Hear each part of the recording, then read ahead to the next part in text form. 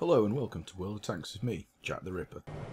Today I'd like to talk to you about crew and crew skills, and I've been purposely waiting on putting a video on this out because I knew this was coming, and I hope that this will be able to cover what you need to know.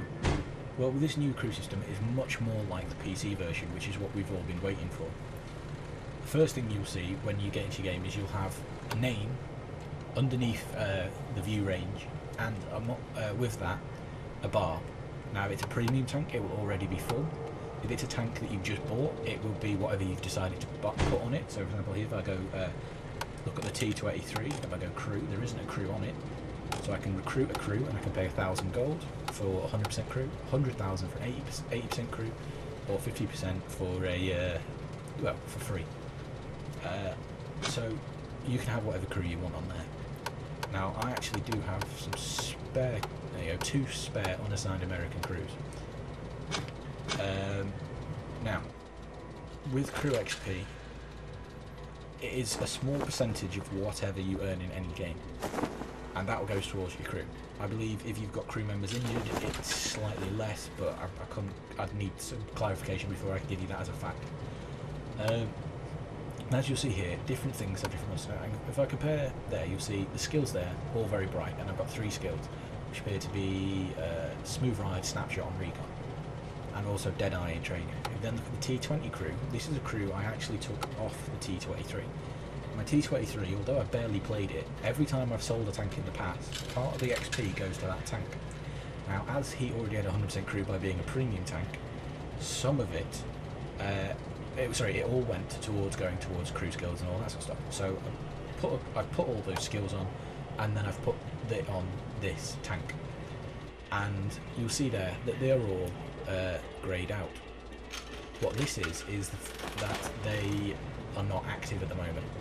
You see here, because I only paid the 100,000 silver, I do not have a full crew, and by not having a full crew, I don't have all the skills activated. Now if I go, here you go, line of school. I am 20% off, so as you see, 80 off having the following perks and skills. For those wondering what the difference between a perk and a skill is, I'm probably going to get this the wrong way around, but as far as I'm aware, a perk starts the moment you start training it. The moment you have a perk, if you've got 0%, it adds 0% bonus off that perk. If you have 50%, it adds 50% bonus off that perk. If you have 100%, then you get 100% bonus off that perk. If it's a skill, it doesn't work until 100%. That is definitely how it works. Which way around it is, I'm not sure. So yeah, sorry if that's not too helpful. One of the things that is you will notice, so if you go down here, my most played tank is my Jagdtiger, as anyone who's been watching my videos will know by now. The Jagdtiger on here, as you see, I've nearly got a full trained thing on it. Yet, if I go to my T32, which is a good example. There you go, my TOG. My TOG, I barely played any games in, and yet that's got half of that. My Tiger, it's nearly got a full crew. My Lerva has a full crew and 3 perks. I've not played that much either. Oh, my camos are running out by looks of it. That, I've averaged 1,500 odd XP a game in my Jagdtiger and played nearly 320 odd games. Yet, I don't have more than 1 perk. I don't have 1 perk, in fact. I had about 70% training in it. Now, the interesting thing there is it's still not working. Basically, it's the only way I can put it. And so what you are going to have to do is, if you have a tank that you've played a lot, and by a lot I do mean in excess of 100, 200, maybe even 300 games, and you do not have a full crew, or you do have a full crew but not very much crew XP, submit a ticket to Wargaming. Wargaming have said that it's not a perfect system, it is new, and there wasn't a huge amount of testing going into it before it was implemented. There obviously was a decent amount, don't get me wrong, I was involved in it and it was fun to be part of, but nothing's perfect. Everything has, no matter what Wargaming do to try and test the fault, there will be something somewhere. If you look hard enough to find a fault, you will find one, even if it's nigh perfect. I actually haven't played my Jägerpanzer E100 yet since I've got it back. with a crew, so I have no idea whether that's the actual crew rating. That just, sorry, I should have said this in the first place. If you have got your tank back, it will not instantly update to give you an accurate reading as to what the crew XP is and what the crew skill level is. What you need to do is play a game in it. Like if you look here, my Lux, for example, my Lux said it had a 30% crew. I played a game in it, came back, and I've only played one game in it since, as the 415 XP suggests. And after that game, I had a full crew and what, about 12, 13% training or something. Yeah, 22%, close enough. 22% training or something. So you do need to go back and watch that. Now, in terms of the actual perks, let's choose something that's got a large number of them on. I think my Panzer 5.4 has the most actually. Yeah, right. So crews, you go here, go skills and perks, and you'll see right also this shows how long I've got left until my next skill is trained. This is useful because it's no, as much as there is still the bar, you can go and check an exact amount. Although it's not obviously, you know, 20,000 XP, 10,000 XP, whatever, it's still useful. As you'll see here, and you probably can get the idea once you see the word controlled impact, and if you've ever come across one of these, I've built this tank to ram because that's just fun. Once I've got an E50 or an E50M, I will be putting this crew in it, and I will be putting it at 80%. I'm not paying 1,000 golds just to get 100% crew on a transfer tank. It doesn't take that long. My comet, you will have seen as I was browsing through my tanks, that took me about 10-15 games to get it up to 100 from 80%. It's not worth 1,000 gold for that. It really isn't. Yeah, so controlled impact, and you see all these things, they tell you what they do, and I don't think it gives you as much information as it could, because I suppose there's some choice for you. Now, controlled impact, yeah, it says it's quite obvious. Off-road driving, now that is actually very useful for pretty much everything, and is one of the things you should look at, especially for things like light tanks or medium tanks, because it means that, well, it's what it says. Basically, it means you don't take as much penalty when you're on bad terrain. Now, this game isn't very good at classifying what is bad terrain, and well, not visually.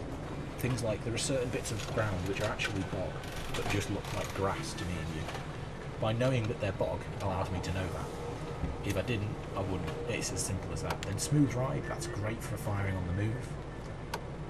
Clutch braking is good for turning, recon. Jack of all trades is a useful one to have in case you lose a crew member.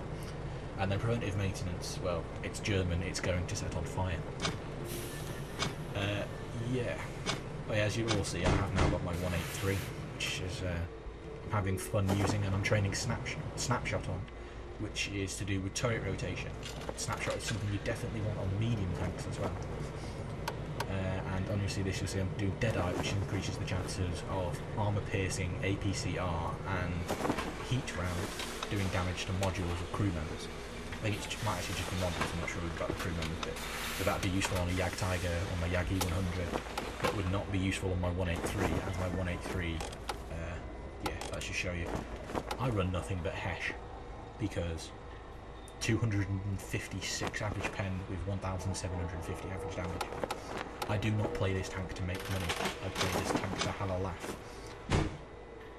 And you do laugh. I've had a game recently where I started and I was nearly crying because I'd missed 4 shots in a row, and then followed it by 4 shots, one hitting everything in tier 8 and 9 and 10. So yes, yeah. Now hopefully this has covered basically everything you need to know about crew XP. It's not overly complicated when it actually comes to this crew XP, and most of it is self-explanatory, and I believe there is a video, I've not personally watched it, but it covers it absolutely brilliantly, and anything else you need to find you can find on the wiki or ask. So I hope this has covered everything you need to know. I will add one thing, which is I do not recommend 6th sense at the moment. Look around instead.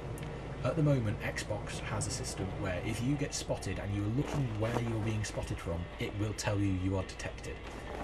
That, I bet the only difference between that and 6th sense, 6th sense 3 seconds after you've been spotted lets you know, regardless of where you're looking.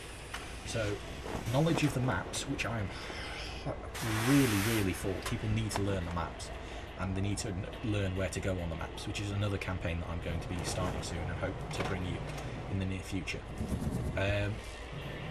If you know where to look, you don't need it. So what would be the point? Is this just the simplest way of saying it? I know it's nice to have for some people because you don't have to concentrate on looking around, but it shouldn't be that difficult to, you know, do that. To look in, oh, look over there, oh no, not spotted, right, keep moving. Oh, surprisingly enough, I didn't get shot at. So yeah, that's all I pretty much have to say on that. As someone's pointed out to me, don't ever dismiss a crew. Any crew can be kept, as you see there. I've got 2 crews spare and I've got no crew in them. All that's happened is I've chosen the crews in these after I've put skills on, then chosen the tank I want to put it into. If you do that, then even if the crew, if you dismiss a crew, so we're going to crew my chaffle, boot, how very interesting. You can reassign it or you can dismiss it. If you just reassign it and put it in something else, it gets put in here. Now, if you look all the way at the back, this is going to take a minute or two because the number of tanks I've got, you see, oh, there's 3 unassigned crews. I thought there was 2, there's 3. They just sit here, and as you see, this one actually has 100% crew on it anyway. Now, I can then assign, at the moment, I think on the PC it is specific to the type of tank you have, so tank destroyers, light tanks, medium tanks, etc. On Xbox at the moment, it's any tank you want. An American can go on an American, a British can go on a British. It doesn't go any more detailed than that. So Wyman Jew here, which sounds such an inappropriate name when you think about it, can go on any American tank I get, and that's useful. You never know when you're going to need a crew, and especially if you then decide if he's got a skill on him, he doesn't lose it. I can dismiss this tank on the T20, and I'm not going to because I've started to grind back up on the T20 to get the crew up, and I've spent a load of money and I don't want to spend more money. It is still usable. Those skills will still be there if I put him in the barracks. We don't literally have a tab called barracks, but we have a virtual one which does exist. We just can't access it as barracks. So it is worth doing. It is worth keeping the crews at all times and never bothering to get rid.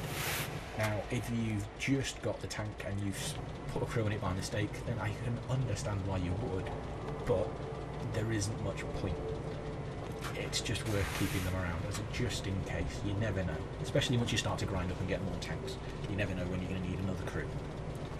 Well, I hope this has helped, and yeah, I think that's about all I can really cover on this. I'd like to thank you for watching the video. If you've enjoyed it, please like and subscribe, and tune in for the next video.